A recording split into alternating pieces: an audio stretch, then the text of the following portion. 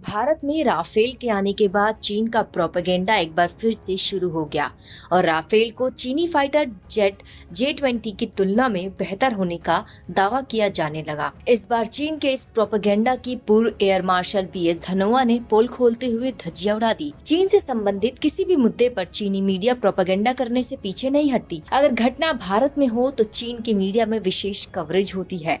इसी क्रम में जब कुछ दिनों पहले फ्रांस ने राफेल फाइटर जेट्स भारत को सौंपे तो चीन के मीडिया में तुरंत हलचल हुई और ग्लोबल टाइम्स ने एक लेख छापा कि भारत का राफेल चीन के J-20 के सामने कहीं नहीं टिकता। एक चीनी विशेषज्ञ ने ग्लोबल टाइम्स में छपे लेख में दावा किया कि राफेल सिर्फ सुखोई 30 MKI से सुपीरियर है, लेकिन चीनी एयरफोर्स के J-20 से एक जनरेशन पीछे है। चीनी सरकार का मुखपत्र कहे जाने वाले ग्लोबल टाइम्स ने मिलिट्री एक्सपर्ट जांग जुईफैंग के हवाले से लिखा, यह केवल एक चौथाई जनरेशन एडवांस है और गुणवत्ता के मामले में इसमें अधिक बदलाव नहीं है। इस पर पूर्व एयर मार्शल BS धनोआ ने चीन से 2 सवाल पूछे और चीन की पोल खोल दी।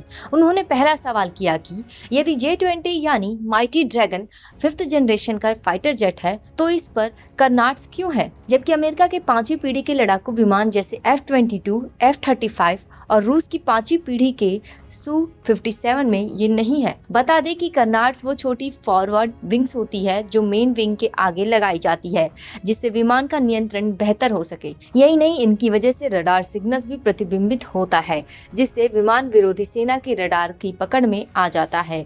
धनोआ ने कहा, मैं नहीं मानता कि J-20 इतने स्थिलती हैं कि उन्हें 5वीं पीढ़ी का कहा जाए, क्योंकि कर्नाड रडार सिग्नेचर को बढ़ा देता है जिससे लॉन्ग रेंज के मीटियोर मिसाइलों को विमान की स्थिति का पता चल जाता है जो राफेल में लगे हैं। पूर्व वायु सेना चीफ ने चीन से दूसरा सवाल पूछा कि यदि J-20 को बनाने वाला चेंगडू एयरोस्पेस कॉरपोरेशन इसे 5वीं पीढ़ी का फाइटर जेट बताता है तो इसमें सुपर क्रूज की क्षमता क्यों नहीं है। बता दें कि सुपर क्रूज वो क्षमता है जिससे फाइटर जेट आफ्टर बर्न्स जैसे अतिरिक्त कंबशन कंपोनेंट का इस्तेमाल किए बिना मैक 1 यानी ध्वनि की गति से अधिक की स्पीड से उड़ सकते हैं। धनोआ ने हिंदुस्तान टाइम्स को बताया कि राफेल में सुपर क्रूज की क्षमता है और रडार सिग्नेचर की तुलना दुनिया के सबसे अच्छे फाइटर जेट से की जा सकती है। इस दौरान धनोआ ने स्पष्ट तौर पर कहा कि अगर चीन के फाइटर जेट्स इतने ही अच्छे हैं तो पाकिस्तान ने 27 फरवरी 2019 को राजौरी में हमला करने के लिए अमेरिकी F-16 के बजाय चीनी JF-17 का इस्तेमाल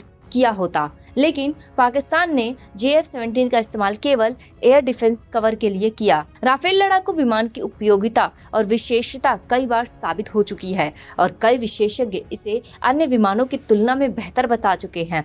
भारत के लिए राफेल फाइटर जेट्स का परीक्षण करने वाले सेवानिवृत्त एयर मार्शल R नाम्बियार ने कहा था, राफेल चीन के J-20 से कहीं बेहतर है।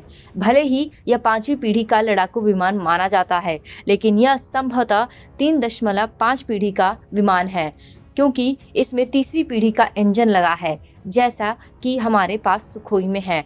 वहीं हथियार प्रणालियों, मारक क्षमता, लड़ाकू क्षमताओं और पेलोड ले जाने की क्षमता के मामले में भी राफेल J-20 को मात देता है। इंडिया टुडे के अनुसार भारतीय वायुसेना के एक अधिकारी ने कहा, यह अपने वजन का 1.5 गुना तक का भार उठा सकता है और J-20 की तुलना में अधिक क्षमता का ईंधन ले जा सकता है।